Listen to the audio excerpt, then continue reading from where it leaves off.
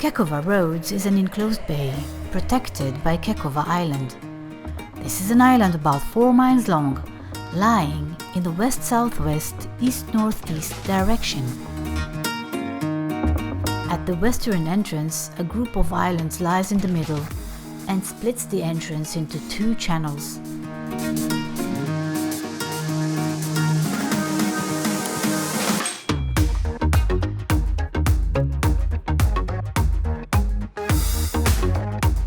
The eastern entrance is clear of all obstructions.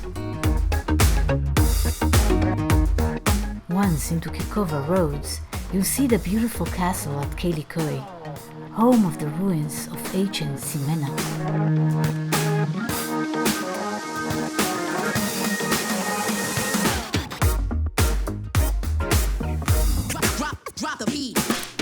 Nearby, you'll find ruins of ancient temples and public baths.